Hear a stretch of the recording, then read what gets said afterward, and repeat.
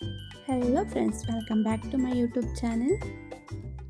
ಇವತ್ತು ನಮ್ಮ ಯಜಮಾನ್ರಿಗೆ ಡ್ಯೂಟಿ ಇರಲಿಲ್ಲ, ಟುಡೇ ರೆಸ್ಟ್. ಅದರಿಂದ ಅವ್ರಿಗೆ ಏನಾದರೂ ಸ್ಪೆಷಲಾಗಿ ಮಾಡಿಕೊಡೋಣ ಅಂತ ಚೈನೀಸ್ ಮೋಮೋಸ್ ಮಾಡ್ತಾಯಿದ್ದೆ.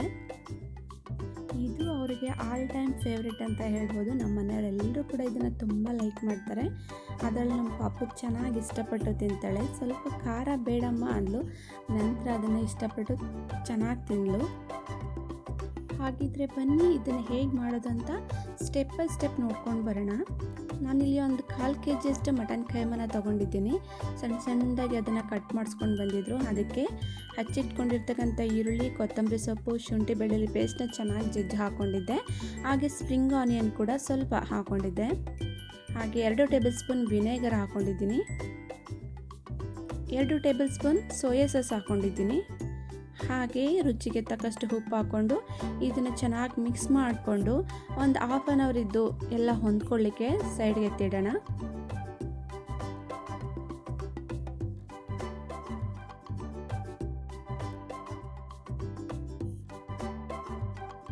ನಂತರ ಇಲ್ಲಿ ಮೈದಾ ಹಿಟ್ಟನ್ನು ಚೆನ್ನಾಗಿ ನಾದ್ಕೊಂಡು 1/2 hour ನೆನೆಯಕ್ಕೆ ಬಿಟ್ಟಿದ್ದೆ. ಸಣ್ಣ ಉಂಡೆಗಳು ಎತ್ಕೊಂಡು ಉಂಡೆ ಥರ ಮಾಡಿಕೊಂಡು ಅದನ್ನು ಈ ಥರ ರೌಂಡಕ್ಕೆ ಲಟ್ಸ್ಕೋಬೇಕಾಗುತ್ತೆ. ಅದಕ್ಕೆ ಮಧ್ಯಕ್ಕೆ ಮಟನ್ ಸ್ಟಫಿಂಗ್ ಏನು ರೆಡಿ ಮಾಡಿ ಇಟ್ಕೊಂಡಿದ್ವಿ ಇದನ್ನು ಹಾಕಿ ಸ್ವಲ್ಪನೇ ಹಾಕಿ, ನನಗೆ ಅಷ್ಟು ಪರ್ಫೆಕ್ಟಾಗಿ ಗೊತ್ತಿಲ್ಲ, ಈ ಥರ ಮಾಡಿಟ್ಕೊಂಡಿದ್ದೆ. ಈ ಥರ ಒಂದು ಸ್ಟೆಪ್ಪು ಮತ್ತು ಇನ್ನೂ ಒಂದು ಥರ ಮಾಡಿಟ್ಕೊಂಡಿದ್ದೆ, ಅದನ್ನು ನಿಮಗೆ ತೋರಿಸ್ತೇನೆ. ಈ ಥರ ಮಧ್ಯದಿಂದ ಫೋಲ್ಡ್ ಮಾಡ್ಕೊಳ್ತಾ ಬರ್ತಿದ್ದೆ. ಅದೊಂದು ನಂತರ ಒಂದು ಇಡ್ಲಿ ಪಾತ್ರೆನ ಇಟ್ಟು ಅದಕ್ಕೆ ಸ್ವಲ್ಪ ನೀರಾಕಿ ಕುದಿಯಕ್ಕೆ ಬಿಡೋಣ. ಮೇಲ್ಗಡೆ ಒಂದು ಹೋಲ್ ಇರ್ತಕ್ಕಂಥ ಪಾತ್ರನ ಇಟ್ಟು ಅದಕ್ಕೆ ಮೇಲ್ಗಡೆ ಎಣ್ಣೆನ ಹಾಕ್ಕೊಂಡು ನಾವೇನು ರೆಡಿ ಮಾಡಿ ಇಟ್ಕೊಂಡಿದ್ವಿ ಮೋಮೋಸ್ದು ಅದೆಲ್ಲನೂ ಮೇಲ್ಗಡೆ ಹಾಕಿ ಒಂದು ಪ್ಲೇಟ್ ಇಟ್ಟು ಒಂದು 15 ಮಿನಿಟ್ ಇದನ್ನು ಬೇಯಿಸಕ್ಕೆ ಬಿಡೋಣ. ಅಲ್ಲಿ ಒಳಗಡೆ ಸ್ಟೀಮಲ್ಲಿ ಬೆಂದರೆ ಇದು ಚೆನ್ನಾಗಿರುತ್ತೆ. ನೋಡ್ತಾ ಇದ್ದಾರಲ್ಲ, ತುಂಬ ಚೆನ್ನಾಗಿ ಬೆಂದಿತ್ತು ಕೂಡ, ತುಂಬ ಟೇಸ್ಟಿಯಾಗಿತ್ತು. ಈ ಚೈನೀಸಲ್ಲಿ ಯಾವ ಥರ ಮಾಡ್ಕೊಡ್ತಾರೋ ಅದೇ 100ಕ್ಕೆ 100% ಅದೇ ಟೇಸ್ಟ್ ಇತ್ತು. ನನಗಂತೂ ತುಂಬ ಖುಷಿ ಆಯಿತು, ಇಷ್ಟು ಟೇಸ್ಟಿಯಾಗಿ ಬಂದಿದ್ದು. ತುಂಬ ಚೆನ್ನಾಗಿ ಕೂಡ ಇತ್ತು. ನಮ್ಮ ಯಜಮಾನ್ರು ಪಾಪು ಇಬ್ಬರೂ ತುಂಬ ಚೆನ್ನಾಗಿದೆ ಅಂತ ಹೇಳಿದ್ರು, ಖುಷಿ ಪಟ್ಕೊಂಡು ತಿಂದರು. ನೀವು ಇದನ್ನು ಮನೇಲಿ ಟ್ರೈ ಮಾಡ್ಬೋದು.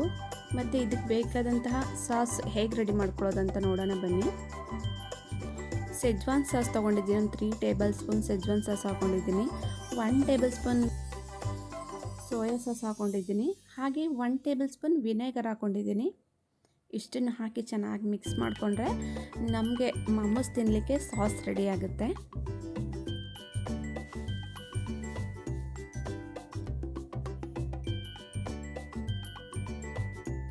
ಇದಿಷ್ಟು ಇವತ್ತಿನ ಮೋಮೋಸ್ ರೆಸಿಪಿ ಆಗಿರುತ್ತೆ. ನಿಮ್ಗೆ ಯಾರಿಗೆಲ್ಲ ಈ ವಿಡಿಯೋ ಇಷ್ಟ ಆಯಿತು ಪ್ಲೀಸ್ ಒಂದು ಲೈಕ್ ಮಾಡಿ, ಶೇರ್ ಮಾಡಿ, ಸಬ್ಸ್ಕ್ರೈಬ್ ಮಾಡ್ಕೊಳ್ಳಿ. ಯಾರೆಲ್ಲ ಹೊಸ್ದಾಗಿ ನೋಡ್ತಾ ಇದ್ದೀರೋ ದಯವಿಟ್ಟು ಸಬ್ಸ್ಕ್ರೈಬ್ ಮಾಡ್ಕೊಂಡು ನೋಡಿ, ಹಾಗೆ ಸಪೋರ್ಟ್ ಮಾಡ್ತಾಯಿರಿ. ಮತ್ತೊಂದು ಇಂಟ್ರೆಸ್ಟಿಂಗ್ ಆಗಿರೋ ವಿಡಿಯೋ ಜೊತೆ ನಿಮ್ಮ ಮುಂದೆ ಬರ್ತೀನಿ. ಅಲ್ಲಿವರೆಗೂ ಬಾಯ್, ಟೇಕ್ ಕೇರ್.